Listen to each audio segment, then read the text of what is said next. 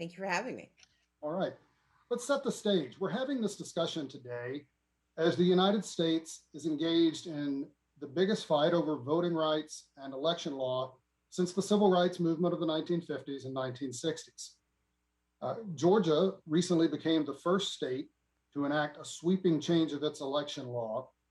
The battle is also playing out on Capitol Hill, where Democrats are pushing their own counter, and in dozens of other state houses around the country that are controlled by Republicans. This is all coming after Georgia and a handful of other states were flipped to the Democratic column in the presidential election in November, and after two new Democratic senators, Raphael Warnock and John Ossoff, won runoffs here in Georgia to give Democrats control of the Senate in Washington. And this all played out as former President Donald Trump asserted false claims that his loss was due to widespread voter fraud. The new law in Georgia has drawn immediate backlash. Corporate CEOs from locally based Delta and Coca-Cola have called the law unacceptable. Voting rights groups, including one founded by Ms. Abrams, have sued in federal court.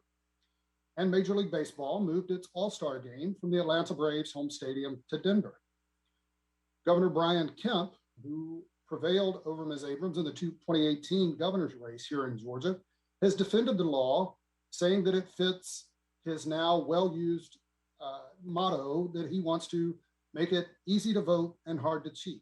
Ms. Abrams and other critics counter that this law is simply a new version dusting off voter suppression tactics of the Jim Crow segregation era last century. Ms. Abrams, with that setting, can you explain to people who haven't necessarily gotten past the headlines or who have seen the most pitched rhetoric what you mean when you say this law will make it, if it stays on the books, will make it harder for Georgians to vote, particularly Black and other minority Georgians that have been historically marginalized? Well, first of all, Bill, thank you for that very important backdrop. And I want to add one other piece to this, and that is the legacy of Jim Crow is often mischaracterized as being this blatant assertion that everything said that Black people could not and white people could. With voting rights in particular, the 15th Amendment precluded, in fact, prohibited any laws regarding voting from having an express racial bias. And so what was done under the Mississippi Plan, which eventually became part of the Jim Crow South legacy, was this notion that you could target people based on their behavior, knowing that that behavior was endemic to a specific population. And so in Georgia and across the South, laws that said that you had to pass a literacy test, that you had to pay a poll tax, that moved polling places, these were not things that were explicitly done to Black people. They were universal laws that applied to everyone, but there was a clause put in place called the grandfather clause. And it said if your grandfather would have been eligible to vote during the Civil War or before it, then you are exempt from these laws. Well, since African Americans were enslaved during that period, explicitly the law did not use race, but implicitly it applied to African Americans. That's how Jim Crow worked. It did not say Black people can't. It had the effect of causing Black people to not be able to. And so when you fast forward to the laws we are looking at today, we have to look at them in context. Georgia has some, or had prior to March 25th, laws that permitted communities of color to participate widely in elections.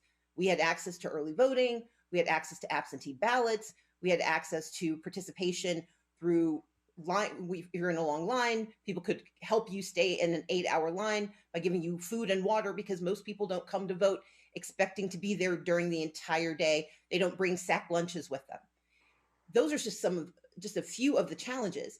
None of those things are explicitly targeted at African Americans, but implicitly, based on the behavior that we saw in the 2018 election and the 2020 election, there's been increased use of these provisions of early voting, in-person absentee voting, use of drop boxes. And these are all of the things that have been tightened. The change of signature verification to using an ID to submit your absentee ballot is a direct result to lawsuits that we filed that allowed more people to use absentee balloting. And therefore, for the first time, communities of color as part of the Democratic Party outperformed Republicans who were largely white in the provision of absentee ballots. That had not happened. It happened in 2018 and in 2020. But prior to then, it had been almost always Republicans who won. And so that's a very long explanation for a very short and pithy answer, which is These are laws that respond to an increase in voting by people of color by constricting, removing, or otherwise harming their ability to access these perquisites. And instead, it's going to make it harder for these specific communities to vote. It doesn't say brown and black people don't vote. It simply says we're going to remove things that we saw you use to your benefit, or we're going to make it harder for you to access these opportunities. Mhm. Governor Kemp has been very assertive since he has signed this legislation, and he's keen on provisions like, the explicit codifying weekend early voting times and setting aside money so that cost is not a barrier to the state ID that you referenced for absentee voting, and a handful of other provisions. Are any of those taken in isolation good provisions, even though we know where you stand on the law as a whole and its effects as a whole? So let's take both of those. The first one, the notion that because of the codification of the permission of weekend voting and the constriction of hours to business hours. Here's the problem. This is actually going to make it harder in communities that are largely of color. They have long had the ability to use these hours.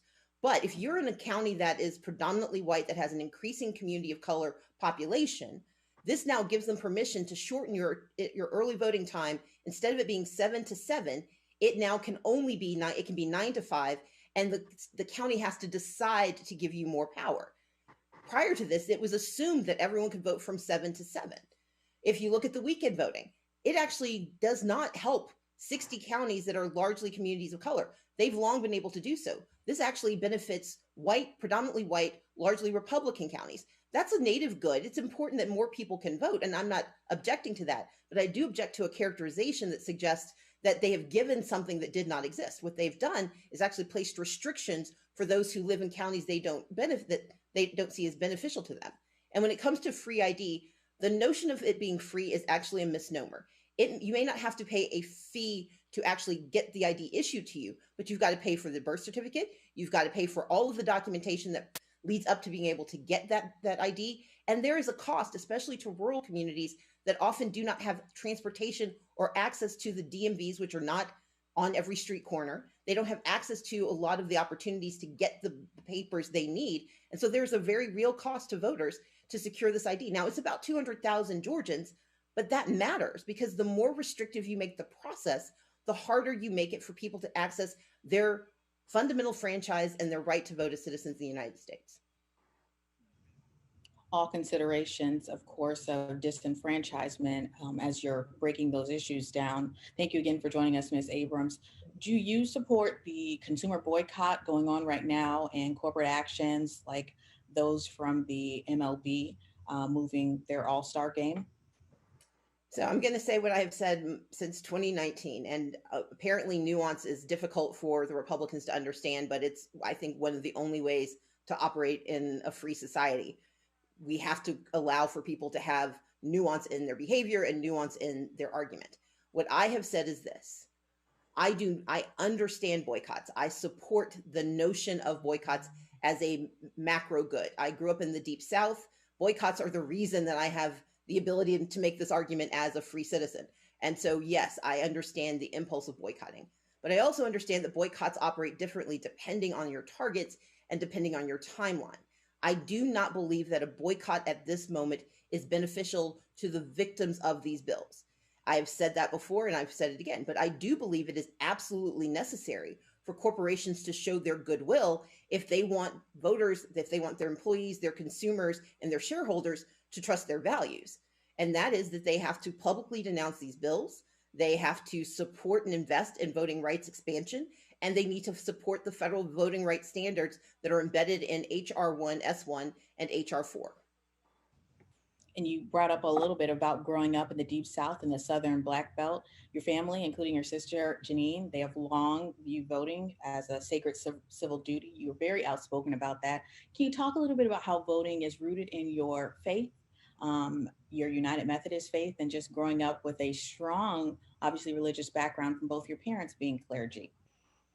When I was growing up, my mom was a librarian and my dad was a shipyard worker. They both became United Methodist ministers when I was 15. Although we tease them, they've always been preaching at us. They just made it official when they went to divinity school.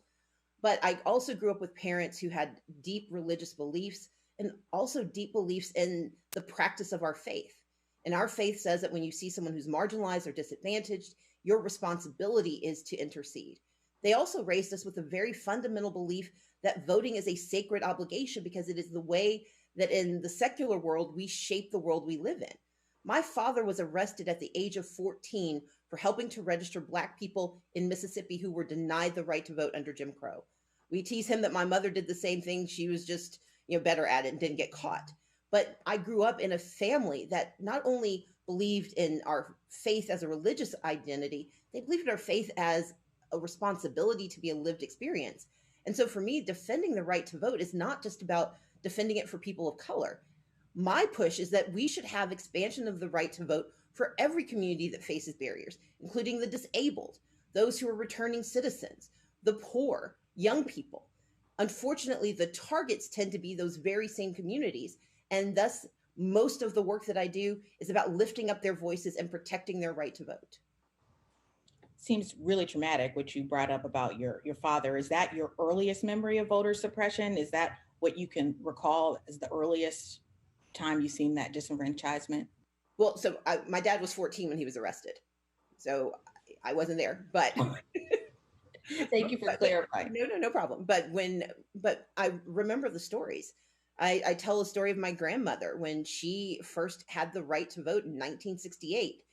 My grandmother was afraid to vote because she remembered the dogs and the hoses. And for those who think of this as sort of a bygone era, my grandmother passed away in 2019, which means that for most of my life, I had my grandmother with me. But for most of her life, she lived under the auspices of Jim Crow. My grandfather fought in World War II and the Korean War. And each time he returned to the United States, he was denied his citizenship because he lived in the state of Mississippi. I take this to be fundamentally necessary because it is how we secure all the other rights to which we are entitled. Ms. Abrams, going to a just practical bottom line, President Biden won Georgia by a little more than 12,000 votes out of almost 5 million cast.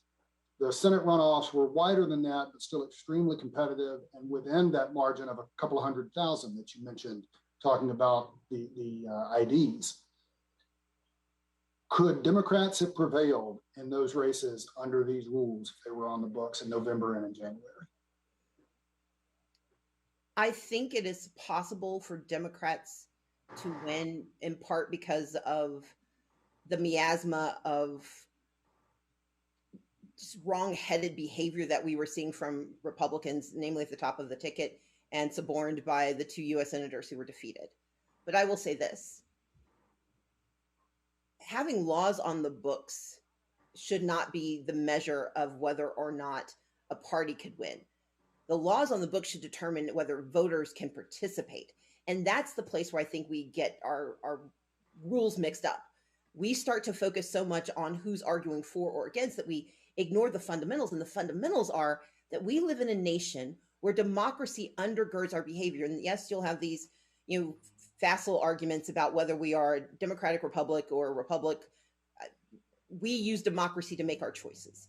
And my issue is that regardless of who is making the decision, it is wrong for any state to preclude access, especially under the guise and under the bald-faced lie that this is an expansion. There is nothing expansive about these laws. And to your earlier question, if you take them as separate pieces, the problem is that you cannot pull out that thread and still look at the fabric of our laws, because these laws do not happen in a vacuum. They occur and exist within the larger framework of bureaucracy, of existing laws, and of the practical challenges that Georgians face when it comes to exercising the right to vote. And that was put into sharp relief in June of 2020 when people stood in line for 8 hours during a debacle, an absolute breakdown of the right to vote. People lost their wages, families lost opportunities simply to exercise a basic right. And so we cannot pretend that what preceded March 25th and SB 202, that those things do not exist, nor can we pretend that more cannot be done to harm them if we sanction this type of restrictive voting law in this moment. You mentioned the Democratic bills pending in Washington. Shifting there, how important is it that those pass, and how much, they wouldn't necessarily supersede everything in this Georgia law or in these other state laws, but how far could it go, in your view, legally to mitigating the negative effects that you see from the state actions? It would be an extraordinary step forward because it would absolutely standardize not only for Georgia, but across the country what's happening in Texas and Arizona and Pennsylvania, in Michigan. It would standardize the laws so that our democracy does not depend on our geography. One of the most discordant parts of American democracy is that the quality of your participation as a citizen changes when you cross state lines. That should not be countenanced by anyone. And it is absolutely within the purview and the perquisites of the Congress to say that we will have a standardized election system that guarantees automatic voter registration, in-person early voting, and no excuses mail-in balloting. Those three pieces alone absolutely create, I think, a playing field that more than anything creates a level opportunity for voters regardless of race and regardless of geography to participate in our elections. Talking about SB 202, do you believe if you run for governor again, you could win in 2020 under those rules and how as they stand today? I've not made any decisions about my standing for office. But again, I think we have to stop focusing on partisan issues. This is about the people of Georgia. Republicans are going to be harmed. In the state of Georgia, tens of thousands of senior citizens are going to now have to put their driver's licenses into may decide to have to put their information. If they don't have their driver's license, they may have to put their information into an envelope that is boldly marked as absentee ballot application, meaning that it is a clarion call to any person who wants to steal their identity. It is an issue for the disabled who may not have the kind of IDs and have not had to worry about it because they were able to use signature verification in order to submit their ballots. This is a wrong-headed decision and a restrictive bill that hurts communities of color, that hurts communities of disadvantage, and that hurts people of every political stripe. And so we should not be thinking about these laws in the context of who can win an election, except to the extent that Republicans are gaming the system because they're afraid of losing an election.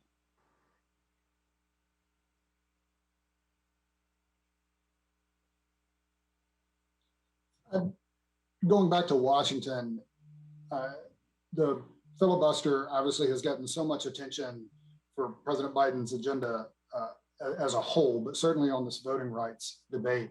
The president has joined those who describe the history of the filibuster and its roots in opposing civil rights legislation in the 20th century. One, can you see Democrats passing any of the election laws, election proposals that you've referenced without overhauling the filibuster? And two, specific to the president, how does it strike you that he has said he agrees that it is a vestige of the Jim Crow era, but that he doesn't necessarily support completely scrapping the rule altogether? Well, I'm disappointed by the recent op-ed by Senator Joe Manchin that says that he's not willing to entertain any changes to the filibuster. I do believe his good intention that we should be able to achieve bipartisan support of at least the voting rights protections that are embedded in S1 and HR 4. This is not unheard of. In fact, we know that the Voting Rights Act was renewed twice by Republican governors and by Republican presidents. Actually, I think it was 3 times. And bipartisanship should be the approach we take to voting rights because it applies to all of us. That said, I do believe that there is a legitimate argument to be made that carving out an exception to protect the fundamental right of democracy and participation in democracy is worthy of an exemption to the filibuster. I can understand the hesitation of completely scrapping it, including the hesitation expressed by the president, because the worry is that if you remove it completely, you no longer have any controls over what can happen.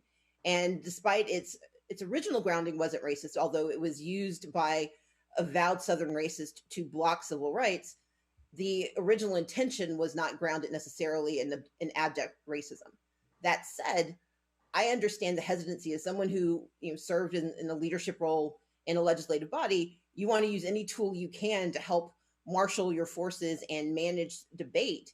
But I believe that this is one debate that should not be waged. It should be a given that we protect access to the right to vote in the United States, and that we provide these very basic access points, making certain that everyone who gets registered can stay on the roll and not be subject to being purged simply for not returning a postcard. Two, that we have in-person early voting because we no longer have an agrarian economy that exists on the same schedule so that everyone can take off a Tuesday to go and vote.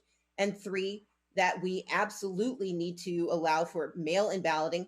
While the pandemic was the current challenge in 2020, we know that other challenges loom for us as Americans, and being able to mail in your ballot or drop it off in a drop box is an important addition to our democracy. Much as machines technology improved our democracy, we should continue to make advances to make it easier to vote, and that's what we should accomplish. And I think that the U.S. Senate should take that up. Do you see any scenario under which 10 Republican votes are cast in favor of any of these proposals? I think that it is unlikely, but as going back to Hillary's question earlier, I am a woman of faith. And so my approach is to pray for what I need, but work for what I think needs to be done. A short time ago, the president just announced his executive action on gun regulations. Do you support his approach, given the probable impossibility of getting 60 Senate votes on such legislation? I do support his action. I also support the bill that was recently reintroduced by Pat Toomey, Chris Coons, and others, a bipartisan legislation to move forward protection and gun safety. Now, the reality is we need more. We need an aggressive legislative agenda that actually addresses gun safety. But I also know that for every person who has been murdered in the state of Georgia and across this country, that every step forward is progress, that every protection is important. And while I certainly want everything we should be entitled to, I am proud of every step forward that we are able to make.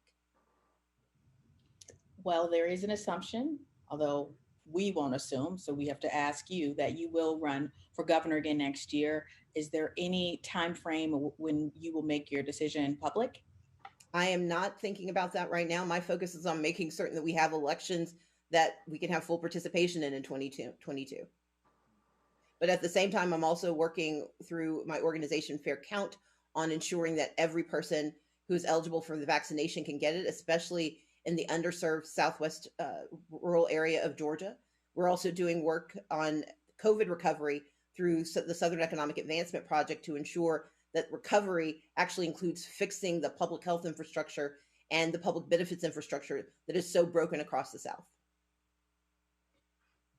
One final question, going back to the immediate aftermath of the election in Georgia before this slate of Republican bills started moving through the assembly. You were sort of the toast of the Democratic Party, getting credit for flipping Georgia. And you've taken great pains to say that a lot of people put in work over a lot of time, but you started a long time ago through your organizations and through the party. Has it been like since then? We can assume you're getting a lot of calls from Democrats and activists on the left in other southern states with similar racial diversity, with other Sunbelt states across Arizona, Texas.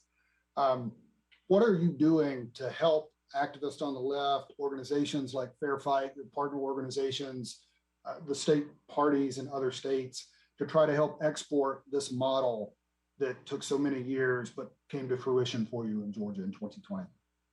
Lauren Grow-Wargo, who served as my campaign manager, served as the executive director of the New Georgia Project when I launched it, who has been my consigliere and my ally and my partner in this work. We wrote an op-ed laying out the high-level tactics we believe are necessary. We are taking phone calls from folks from around the country, answering questions, providing information. I wrote a book about it called Our Time Is Now that really lays out a pathway to building progressive power in our country. And I'm going to continue to do that work because ultimately I believe that progress can and should be made. And I believe that while Georgia is certainly sui generis in our structure and in what we were able to achieve in 2020 and 2021, I believe this can be replicated across the country if people of goodwill can harness the power of those who are too often left out of the conversation and can build the infrastructure to guide those voices towards the ballot box and towards better leadership. You say what state is next?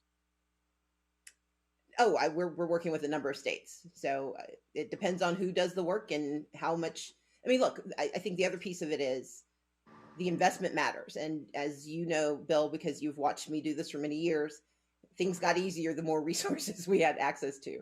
And that's one of the reasons it took more than a decade. And it's going to take time for others to build those resources, build the capacity, and to unlearn the behaviors that we have seen for so long, fomented by voter suppression, but also by voter abandonment. And that may come from the other party, but sometimes it comes from within. And we have to do the work. It's going to be a different pace depending on the state, but we're engaged across the country and we will remain engaged until we see good done. The fact that this fight has been owned by Black women, does that change the topic of electability politics that has been, happened for so long when it comes to a Black woman running for office? I think we have seen progress, and certainly the election of Kamala Harris as our vice president, as both a Black and Indian woman, the changes we have seen happen in terms of people who are willing to stand for office. We're watching that happen right now in in Virginia. My belief is that we will continue to make progress, but we have to always be aware that we exist in a duality, that our progress does not diminish the racism and sexism that often attends our intentions and our ambitions. My responsibility is to constantly drive for more, to help create space for others to be successful, to help direct the resources I can to support them, and to do my part to embody what it means to be relentless in our belief that we are part of this country and we are worthy of and capable of its leadership. All right. Well, Ms. Abrams, thanks so much for joining us. We've giving us a lot of your time and hopping around a variety of topics. We look forward to doing it again between now and whenever you make that decision public that everyone seems to be waiting for. But in the meantime, again, thank you for joining us. This has been AP Newsmakers. I'm Bill Barrow in Atlanta with Hillary Powell in Washington. Thanks for joining us, and we hope you will join us again in the future. Thank you so much.